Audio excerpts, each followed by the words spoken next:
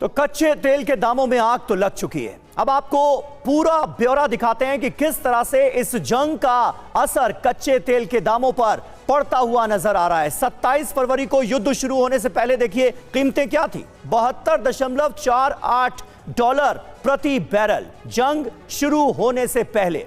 और उसके बाद युद्ध के 20वें दिन के प्राइसेस आपके सामने 116 डॉलर प्रति बैरल तक कीमतें पहुंच चुकी हैं। यह है जंग का असर।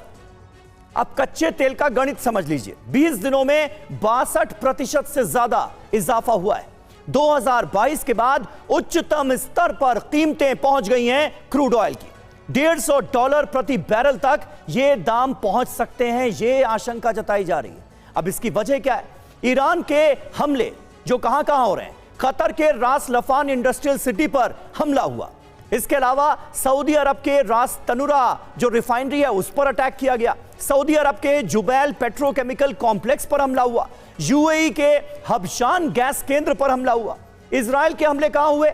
ईरान के साउथ पार्स गैस फील्ड पर, जिसने तनाव को बेहद बढ़ा दिया। हमारे साथ इस वक्त अर्थशास्त्री जयेंद्र मल्होत्रा जी भी मौजूद हैं। जयेंद्र जी, अभी मैं देख रहा था भारतीय शेयर बाजारों पर भी इसका असर तो पड़ा है, लेकिन आज जो प्री ओपन मार्केट थी उसमें हरियाली नजर आई निफ्टी में शुरुआती दौर में। लेकिन ये जो खबरें हम दिखा रहे हैं, जिस तरह से क्रूड ऑयल के प्राइसेस में इजाफा हो रहा है, साउथ पार्स पर जो अटैक हुआ उसके बाद नेचुरल गैस के दामों में जबरदस्त उछाल हमने देखी, क्या दुनिया पर महामंदी का खतरा एक बार फिर मंडरा रहा है? क्या उस मुहाने पर पहुंच सकती है फिर दुनिया इस जंग के चलते? Sameer ji, thank you so much for inviting me. सभी दर्शकों को एक चीज़ मैं साफ साफ बताना चाहूँगा, ग्लोबली जो होगा सो होगा, लेकिन एक चीज़ कंफर्म्ड है कि भारत देश पे इसका सीधा असर पड़ने वाला है। कारण मैं बता रहा हूँ, 4-5 चीज़ें हैं मेरे पास और साफ साफ शब्दों में बोलूँगा। हीलियम हम 100% इंपोर्ट करते हैं। हीलियम गुब्बारे फुलाने के लिए काम नहीं आता, हेल्थ केयर में काम आता है, सेमीकंडक्टर में काम आता है, इलेक्ट्रॉनिक में काम आता है, स्पेयर डिफेंस में काम आता है, स्पेस में काम आता है, वेल्डिंग में, छोटी सी चीज़ है, वेल्डिंग में काम आता है। क्रूड ऑयल 90% इंपोर्ट करते हैं, एलपीजी 60%, सीएनजी 50%, यूरिया में 20 से 25% हम इंपोर्ट कर रहे हैं।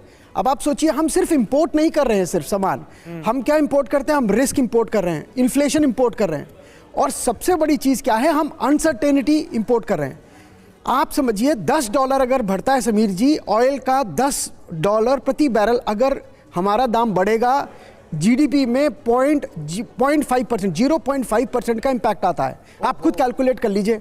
हम गोल्डीलॉक्स जोन की बात कर रहे थे दिसंबर 2025 में, जब मल्होत्रा साहब ने ये बात बोली थी कि हम गोल्डीलॉक्स जोन में हैं, इन्फ्लेशन लोएस्ट पे, जीडीपी को बढ़िया चल रही है। आप स्थिति देखिए कि आज फरवरी 2026 में हमारा इन्फ्लेशन इस करीब 3.21 है, 3.21, 1% से बढ़ के 3% जा चुका है।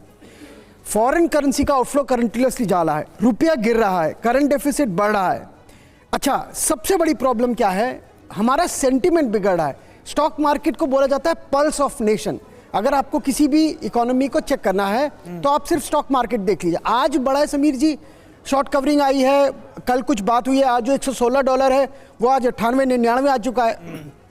मुद्दा वो नहीं है, मुद्दा ये है कि आने वाले टाइम में, अच्छा कल बड़ी समीर जी एक नई चीज आई है, कल ही पता चला है कि $30 बिलियन, अब ईरान बोल रहा है $30 बिलियन वो टोल टैक्स वसूलेगा। आप अंदाजा लगाइए, अगर आप स्ट्रेट ऑफ हॉर्मुज़ से निकलेंगे तो करीब $30 बिलियन टोल टैक्स आपको देना पड़ेगा।